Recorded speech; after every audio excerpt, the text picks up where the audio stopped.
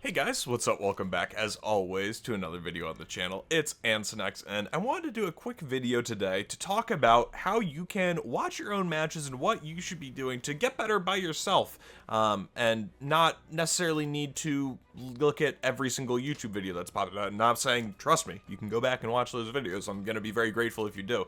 But just some things that you can do while you're watching these games back to get better yourself, kind of same thing that football players or actual athletes do to get better at their own game. So I wanted to talk a little bit about that today and watch one of my games here in the demo viewer.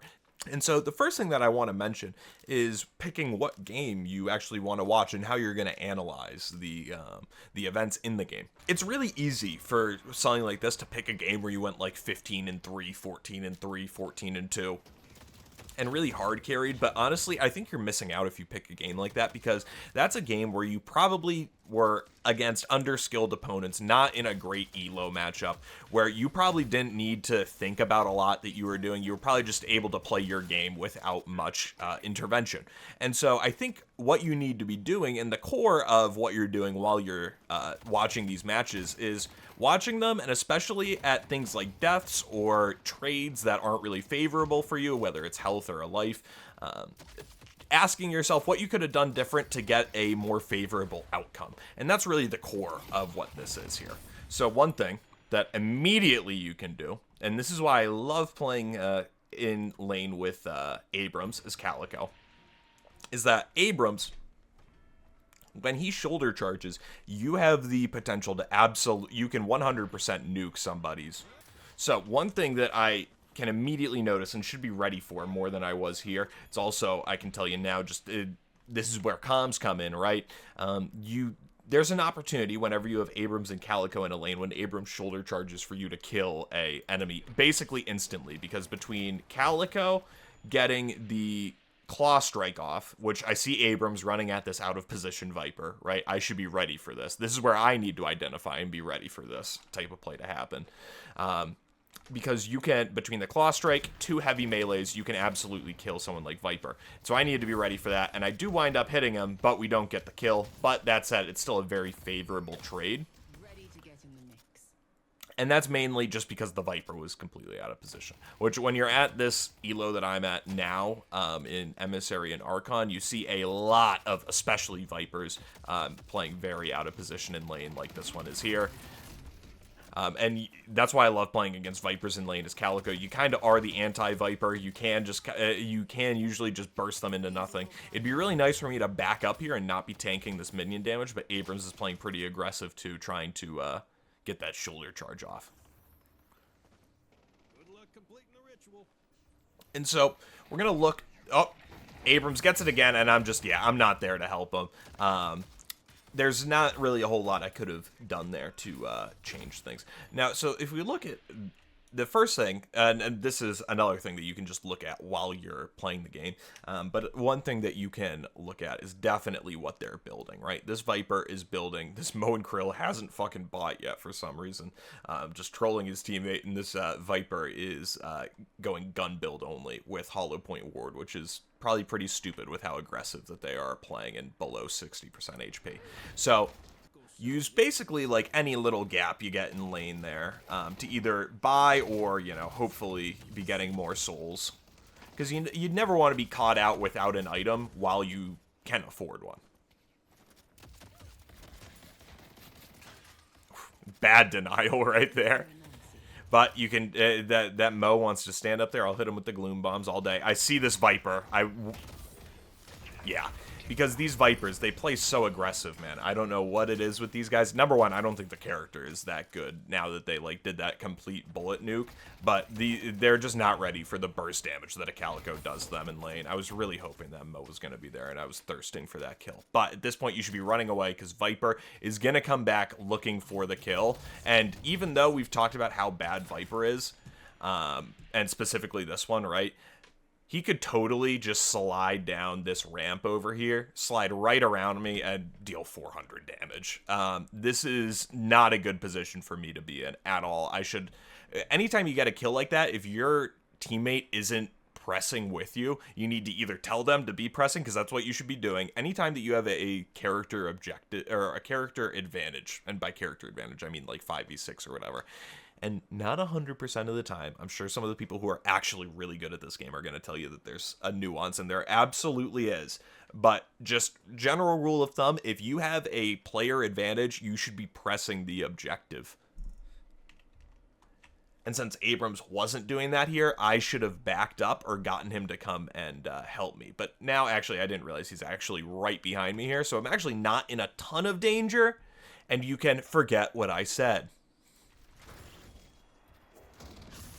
But yeah, that's exactly what Viper's doing. And yeah, and Viper basically dies for it. Nice, and actually winds up dying for it. Because, yeah, you cannot charge a Calico and an Abrams like this, because the Abrams is just going to stun you, and they'll both nuke you for all your health. Also, let me unpause, and maybe that'll stop our... Uh-oh.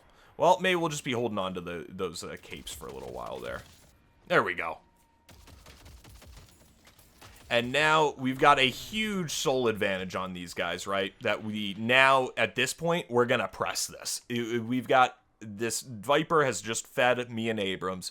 The Moe and Krill is there, but he doesn't have ult yet. We have a really great chance to do a ton of damage and press the advantage here.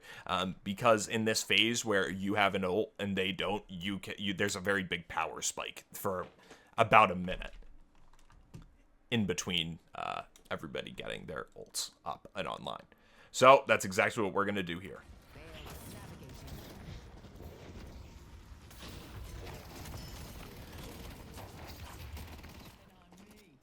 This Viper, for some reason, decides that they want to fight. I'm going to go after that Moe and Krill. Kind of stupid. Should not take... Because now... So... While we did press the advantage, we did it in a very Archon emissary way, right? There was zero coordination here. We just kind of went after it. And the most important thing in this type of situation is obviously going to be to get the kill and get the value, which I'm just realizing. Please, for the love of God, tell me that the... Okay. Oh, thank the Lord. I just saw 0, like, bars on the audio thing on my other monitor. I got so scared that I wasn't recording sound. I got very scared.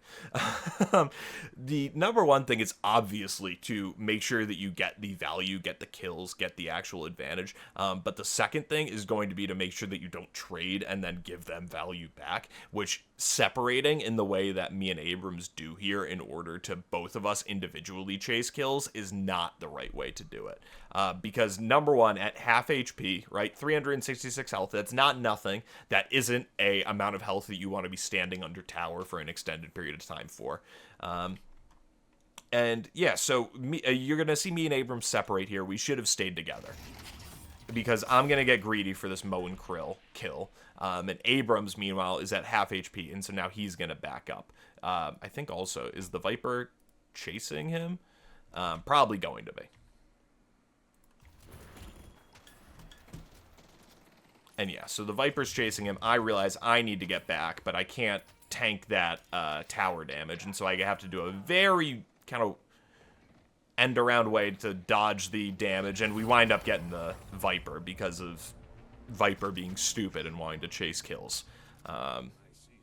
And ultimately, that probably isn't what does this game in, that feeding, but it certainly helps us. Probably, I'm not sure if we take tower here, but we do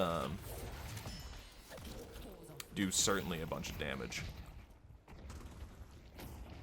Oh, not quite, and it looks like actually Abrams may die here. No, Calico's just gonna stand up in the way, and that's kind of like the part of what I love about being a Fed Calico is just being a stone wall of just like regen and invulnerability, frankly. And again, you guys can watch my video from a couple of months ago to see my take on Calico. I think the character is not necessarily like broken, but I think the combo is a little bit silly, and especially now you'll see in this game in the late half, and even more so now in the 2 or 3 days in between me playing this game and now, E-Shift has become just a massive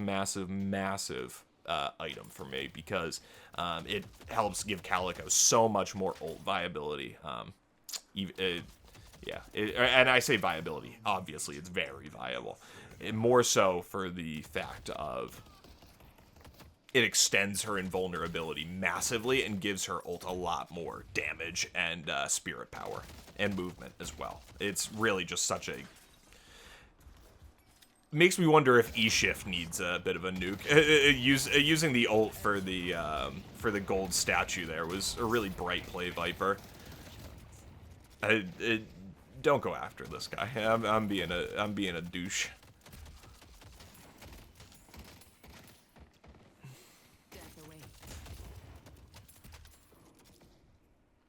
And so, gonna keep pressing the advantage. I see Paradox, and I know as soon as you see a third person in your lane, so I did not realize, right? I was not being super attentive on the minimap. I didn't see Paradox coming over here.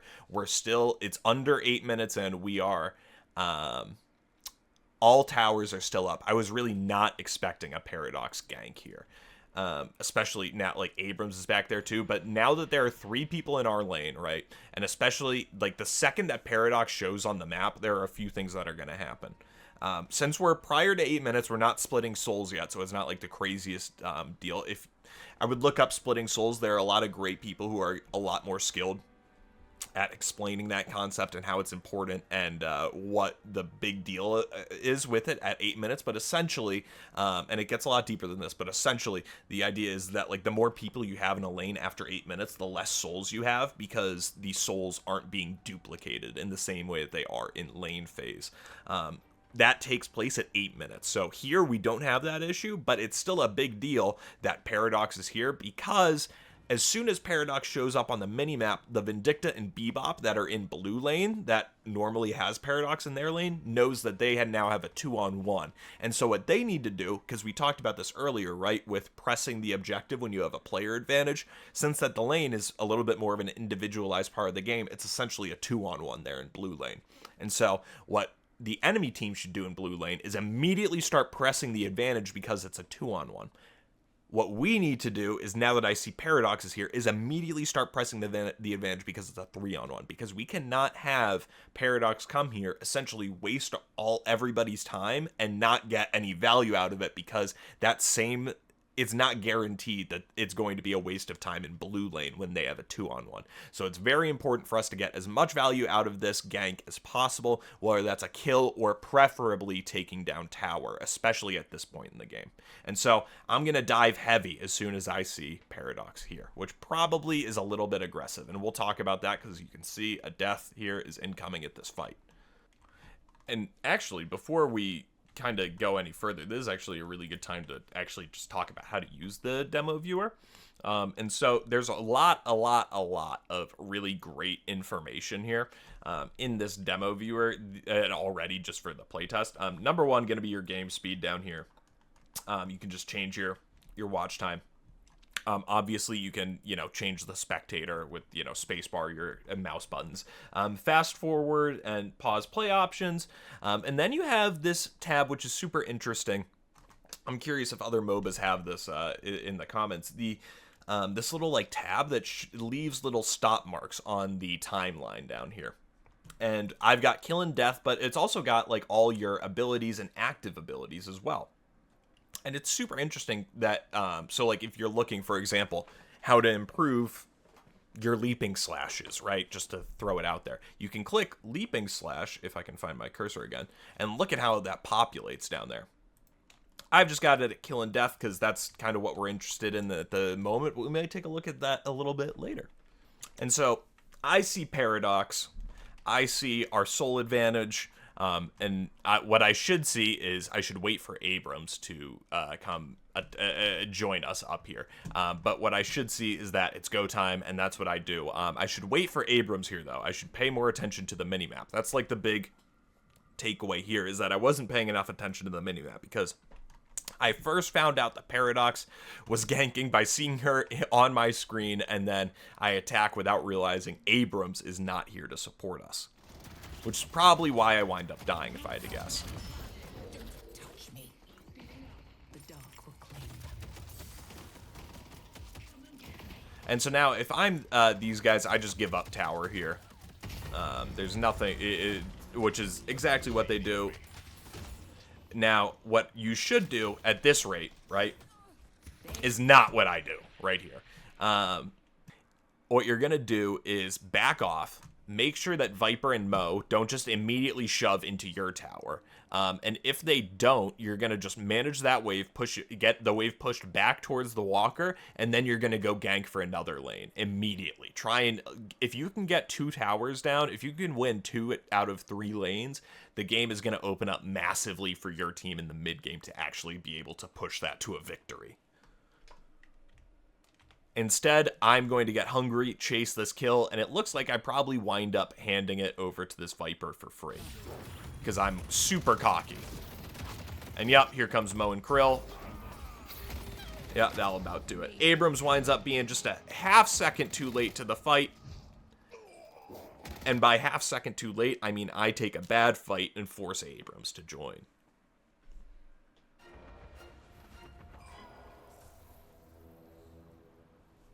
And so, now, there's one other thing that you can take a look at. It's this incoming damage tab over here on the right. This is super useful. This is in-game as well. Just going to be something that you're going to be wanting to take a look at in order to decide what items you want to buy. Particularly helpful for armor. Do you want to buy Bullet or Spirit? It might be changing from game to game based on how much damage you're taking here. So one thing that I want to get better at that I've certainly noticed is a fall off for me is just the mid game in general as Calico. And I think that she's just in general not as strong in the mid game as she is in the early and the late game. So that's just kind of naturally part of it. But I also think that I'm just in general not very good at this portion of the game. So let's take a look at an engagement here. And this is kind of a prolonged one. And so this is a bit of a prolonged engagement. We're fighting for the urn here. And I don't think me and Yamato really realized just how contested it was about to become, or else I certainly wouldn't have used my ult there. And then Vindicta, yeah. So this is already a pretty chaotic engagement. And that the number one takeaway that I'm having already is just that my game sense needs to improve. And by game sense, I don't even necessarily mean like I need to think faster. I just need to spend more time looking at the minimap down here, because there's so much that I'm missing. And so, Vindicta in the air, easy target. And I can see her hiding. Me and Abrams managed to snag her. And then we continue this into a push. It looks like Paradox and Mo and Krill. Paradox is going to go stop. Okay. Back this up a second.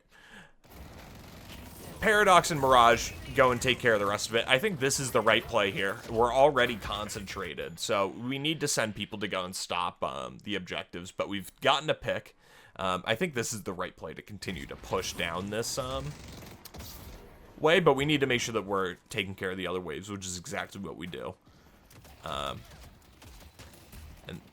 yeah, I think pushing the walker here is the right play. If there wasn't a walker here, I would say that backing up is the right thing to do. That Hayes decides to get super hungry for the kill on Bebop. What you shouldn't, we should not be fighting in the way that we're doing right there. That was a super stupid Lashold. I wonder if he fat fingered that. You should just focus on shooting the objective here. That's like one thing that I notice a lot of people at this elo doing, just in general, is like you'll be standing underneath the tower. It'll be at a sliver of HP, but instead of attacking the tower, you're trying to like fight after some guy. Who's running away.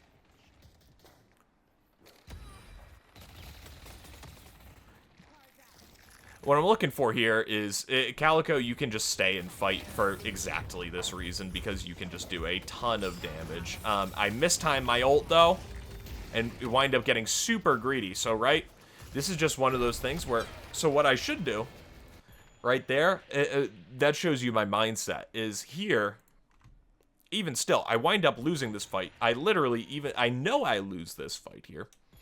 And I'm still sitting here. Still sitting here going, I can fight these two at 600 HP for some reason, which I cannot, obviously. And so I'm still going to take that fight anyways. So this is where Ethereal Shift comes in super helpful. Because if I had it, I would have been able to avoid this Wraith ult. And probably, honestly, if not actually win that fight, at least be, you know, somewhat... not have died that easily. And then probably, I assume, get the Abrams killed here. And so I think that comes down to build quality. And just how good E-Shift is just in general. I'm not sure how much I like the...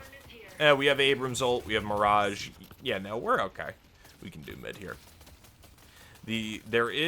So when you're doing mid, what you're looking for is who has an ult that can stun the people that you have. And so Lash is the #1 on the enemy team, but he doesn't have his ult up. Viper has another good one. Wraith could also do some damage, but she can't hit everybody with it like she could with her old version of the ult. And then we have multiple stuns on our side as well. I hit the E-Shift real quick in case there is a stun. I'm still getting used to that timing. I hear the stun incoming, and so I get ready for it. And it all works out. And then this Bebop, this poor guy. I completely missed the claw. Oh, do I? Wow. Yeah, so again, just another sign of overconfidence, right? This is a character where you can play very confident, right? Because you can see how long you can be invulnerable for, how much healing you can get, how much damage you're actually outputting. You can when you're fed, you can play very aggressive. You can also fall into the trap of that aggressiveness as well, and it looks like I'll probably wind up falling into that same trap again. And I think a lot of this comes down to I wish you can't see my build here and like what order it is, but when you look at the build, I think if I had to guess, I probably was, when you look at my souls for this engagement, like here when we took the urn and are looking at pushing base, I've got like, yeah, I've got 6,000 souls here. I had like 5,000 something right before taking the urn. If I had to guess, I'm looking to buy Frenzy back at this point. Whereas instead, I would just get the 3K to get Ethereal Shift now. And this is like just a tiny, or I shouldn't say a tiny shift, but this is just a shift that's happened in the past like couple of days for me. It's just how much I've started to rely on E-Shift and my ability to extend the combo. Because another thing with E-Shift is that your cooldowns are also cooling down while you're in E-Shift, which means that for Calico, right, especially when you get this up to 5, and it's only a 5-second cooldown or less after you hit somebody with it, you hit them with this, and then melee grenades, E-Shift, and then you have that back. And a lot of the times, they're just... people don't realize that you can use E-Shift as a offensive item as well. And so a lot of times people will stand there waiting for you to pop out of E-Shift, but you're still there with full health, and now you just have more spirit power and movement, which is super powerful for Calico, a ult where that is super useful with spirit power and movement. And then Cold Front on there, the Gloom, yeah, it's just fantastic, guys, how good E-Shift is on Calico. And that's just a big change that I would make for this game. Let's watch the end. Let's watch the end, why don't we?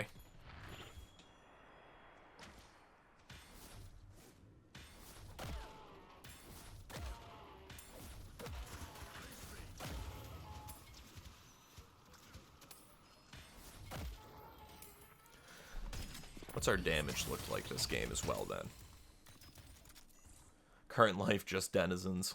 But give me 10 minutes. Gun damage. Lots of gun damage. I think that's probably from, like, the Bebop death going down the hill. And then if I had to guess, I probably got killed twice by Bebop, just by the way that things look. I got one of those for the missus. Big fan.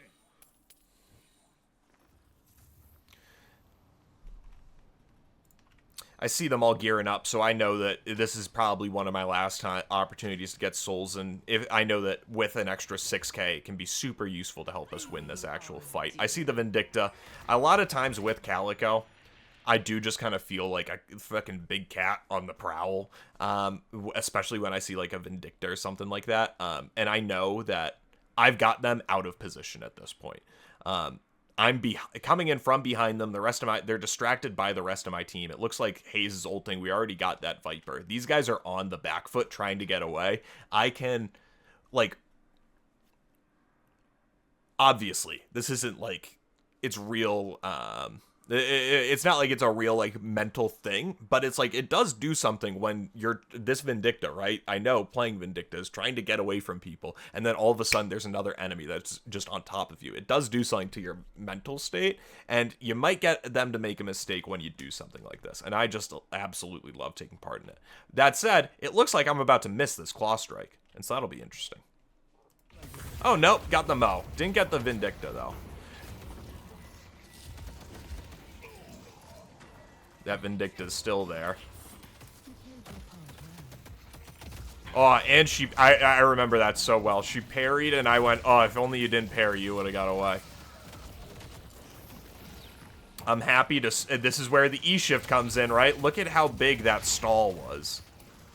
Just for my team to be able to get in there.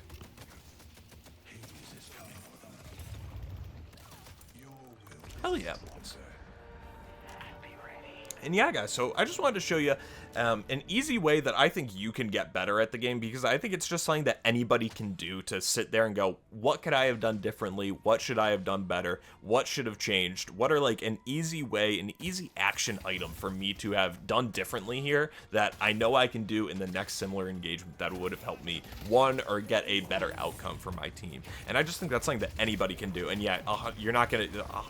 if you're sitting there going like, okay, well, I should have bought this item that I've never heard of instead of the one that I had, then yeah, that's where you probably want to go look at a Deathy video and really dive into what's like really good or bad about this item. But I think that if you're just trying to, you know, on a weeknight after, you know, a couple bad games trying to figure out what went wrong, I think this is a really easy thing that you guys can do to actually take a look at how you can get better without maybe spending money on a coach or really diving into some real like nitty gritty Deadlock, you know, theory crafting stuff.